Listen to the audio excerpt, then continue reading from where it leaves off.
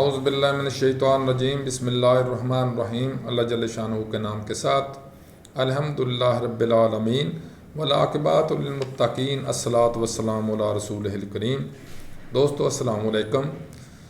یہ doctor Naseer column اور CNP کے پلیٹ فارم سے آپ کے گوشے گزار چند باتیں کرتا ہوتا ہوں، جو پہلے تاریخ پاکستان کے اوپر میں نے بہت سارے ویلاگ کیے، اب مختلف پوائنٹس کے اوپر، مختلف ٹاپکس کے اوپر ویلاگس کر رہا ہوں، جن میں چند دریاؤں کی بات کی گئی تھی، پہلے سمندروں کی بات کی گئی تھی۔ تو آج میں کر رہا ہوں وہ 5-6 جزیروں کے متعلق جہاں پہ جانا مشکل ہے اور واپس آنا ناممکن ہے۔ ان میں ایک جزیرہ ہے پوویگلیا آئی لینڈ، یہ اٹلی میں واقع ہے۔ وہاں پہ ایک دفعہ طاعون ہوا تھا تو اس میں لاکھوں افراد مارے جا چکے تھے۔ یہاں پہ کہا جاتا ہے کہ ایک ڈاکٹر صاحب رہا کرتے تھے جو دماغی مریضوں کا علاج کرتے تھے، کسی زمانے کی بات کر رہے ہیں، آج کل کی نہیں ہے۔ تو جن کے پاس آنے والے مریض علاج کے لیے آتے، لیکن جو آ جاتا وہ شاید ہی کبھی واپس جاتا تھا، لیکن آخر میں اس ڈاکٹر نے بھی خودکشی کر لی تھی۔ اس طرح سے یہاں پہ انسانوں کا آنا جانا بالکل بند ہو گیا، اور وہاں پہ جو رہائش تھی کسی کی وہ ختم ہو گئی۔ کہا یہ جاتا ہے کہ یہ جزیرہ جو ہے، یہاں پہ جنات رہتے ہیں، اور یہاں پہ ہر وقت مختلف طرح کی آوازیں، ڈراؤنی آوازیں آتی رہتی ہیں، لہٰذا لوگ ادھر کا رخ نہیں کرتے، اور اگر کوئی وہاں پہ چلا جاتا ہے تو پھر واپس نہیں آتا۔ دوسرے نمبر پہ ہے روین آئی لینڈ۔ یہ نہایت خوبصورت مگر انتہائی خطرناک جزیرہ ہے، کیونکہ اس جزیرے کے اگرچہ چھوٹا سا جزیرہ ہے، اس جزیرے کے ارد گرد بہت بڑی بڑی شارک مچھلیاں رہتی ہیں، اور جو بھی بندہ کوشش کرتا ہے وہاں پہ جانے کا، ایک تو آب و ہوا اس کی ایسی ہے، خوبصورت تو ہے لیکن وہاں پہ سروائیو کرنا بہت مشکل ہے۔ دوسرے نمبر پہ اگر کشتیوں کے اوپر وہاں کو جانے کی کوشش کرے تو شارک ان کو گرا دیتی ہیں اور مار دیتی ہیں۔ تیسرے نمبر پہ جزیرہ کیرولینا ہے۔ یہ نیا دریافت ہونے والا جزیرہ ہے، یہ امریکہ میں ہے۔ اس کے متعلق بڑی عجیب سی بات ہے کہ کچھ ہی عرصہ پہلے یہ جزیرہ نمودار ہوا تھا اور اس کے گردا گرد سمندر تھا۔ اب یہ لوگوں کے ذہن میں یہ بات بیٹھی ہوئی ہے کہ یہ پتہ نہیں کب یہ جزیرہ آٹومیٹکلی جیسے اوپر آیا ہے اسی طرح وہ نیچے چلا جائے گا، لہٰذا اس آئی لینڈ کو شیلی آئی لینڈ بھی کہتے ہیں، کیونکہ یہاں پہ سپیاں بہت زیادہ ہوتی ہیں۔ تو وہاں گورنمنٹ بندی لگائی ہے وہاں پہ جانے کے لیے، اگر کوئی جانا چاہے تو پھر اس کی اپنی ثوابدید کے اوپر یا اس کے رضامندی سے اس کو لکھوا کے بھیجا جاتا ہے۔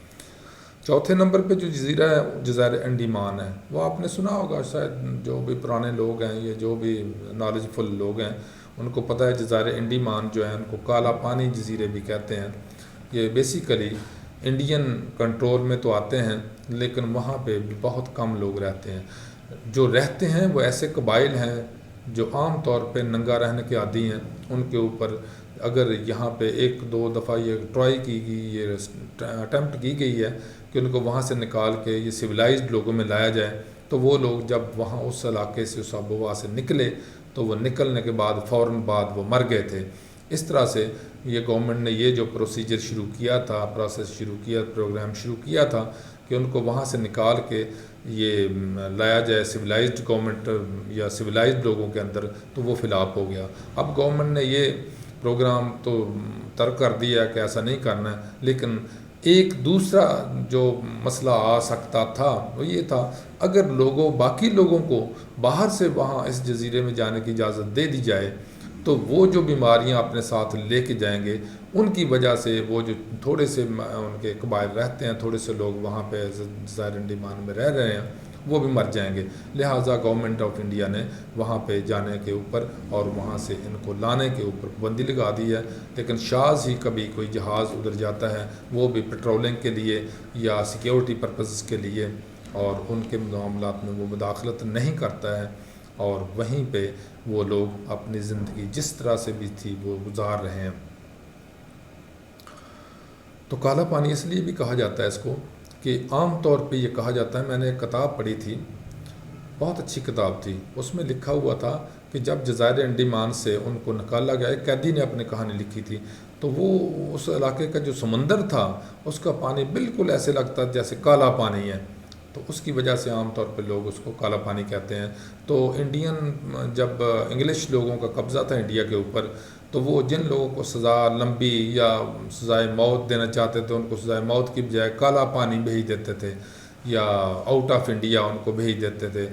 تو شاید آپ کو معلوم ہو کہ مولانا مودودی صاحب بھی کچھ عرصہ وہاں رہے تھے۔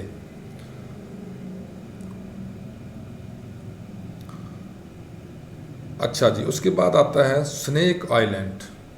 یہ بڑی عجیب سی بات ہے، آپ کو بڑی عجیب بات سنانے لگا ہوں کہ سنیک آئی لینڈ جو ہے، اس کو سانپوں کا جزیرہ بھی کہتے ہیں، یہ برازیل میں واقع ہے۔ یہاں پہ انسانوں کا داخلہ ممنوع ہے، وہاں پہ گورنمنٹ نے پابندی لگائی ہوئی ہے کہ وہاں پہ وہ کوئی بندہ جائے اور یا جا کے جائے۔ ہاں اگر بہت مجبوری ہو، مثلا کسی نے کوئی ریسرچ کرنی ہے سانپوں کے اوپر، تو اس کو اجازت دے دیتی جاتی ہے، لیکن اس کو یہ کنسنٹ دینا پڑتی ہے، اس سے لکھوایا جاتا ہے کہ وہ اپنی زندگی کا خود ذمہ دار ہوگا، حکومت یا کسی اور ادارے کے اوپر اس کی ذمہ داری نہیں آئے گی، کیونکہ وہاں پہ بہت ہی خطرناک سانپ ہے۔ بلکہ میں نے جو تصویریں دیکھی ہیں نا ان میں تو ایسے جیسے سانپ ہی سانپ پھر رہے ہیں، وہاں پہ انسان تو خیر ہے ہی نہیں، سانپ ہی سانپ پھر رہے ہیں۔ کہا یہ جاتا ہے کہ یہ جزیرہ بالکل دنیا سے کٹا ہوا ہے اور صدیوں سے یہ اسی طرح سے ہی چلا آ رہا ہے۔ کسی زمانے میں یہ یہاں پہ آبادی تھی، لیکن وہاں پہ جب سانپوں نے اپنے اجارہ داری شروع کر لی تو لوگوں نے وہاں سے بھاگنا شروع کر دیا، اور وہاں سے تقریباً سب کے سب لوگ بھاگ گئے ہیں۔ وہاں پہ صرف ایک آدمی واچ مین رہتا تھا۔ واچ مین وہ ایکچولی جزیرے کے قرب و جوار میں جو جہاز جاتے ہیں، بحری جہاز، تو ان کو لائٹیں دینے کے لیے، یہ لائٹ مین آپ کہہ لیں گے اس کو، وہ وہاں پہ ایک رہتا تھا اپنے بچوں کے سمیت، اور اس نے بڑی وہ سیکیورٹی حصار بنایا ہوا تھا کہ کہیں سے کوئی سانپ اندر نہ گھس آئے۔ لیکن ایک دفعہ ان سانپوں نے دیواروں کے اوپر سے پھلانگ کے پتہ نہیں کس طرح سے وہ اس کے گھر میں کیونکہ کچھ کہا جاتا ہے نا کہ اڑنے والے سانپ بھی ہوتے ہیں، تو شاید ان میں یہ کسی میں ایک دو چند میں پراپرٹی ہوگی، تو انہوں نے وہ اوپر سے گھر میں گھس کے نہ صرف اس واچ مین کو یا لائٹ مین کو ہلاک کر دیا، بلکہ اس کے گھر میں جو کوئی رہتا تھا اس کے ساتھ اس کو بھی ہلاک کر دیا۔ تو تب سے وہاں پہ ایک بھی بندہ نہیں رہ رہا ہے، واچ مین بھی نہیں رہ رہا ہے، اور نہ ہی وہاں ٹارچ یا لائٹ مین رہ رہا ہے۔ اب جہاز آتے ہیں تو اپنے رسک کے اوپر وہ وہاں پہ جو کرتے ہیں، نگرانی کرنی ہے یا سیکیورٹی پرپز کے لیے جاتے ہیں، وہاں سے جا کے پھر اپنے واپس آ جاتے ہیں۔ تو یہ تھی جزائر کے متعلق آج کی کہانی۔ امید ہے آپ کو پسند آئی ہوگی۔ انشاءاللہ تعالیٰ آپ اس کو شیئر بھی کریں اور اس کو لائک بھی کریں، اور ہمارے اوپر اچھے سے کمنٹ بھی کریں کہ اس میں ہم کیا مزید تبدیلیاں یا بہتری لا سکتے ہیں۔ اللہ حافظ، السلام علیکم۔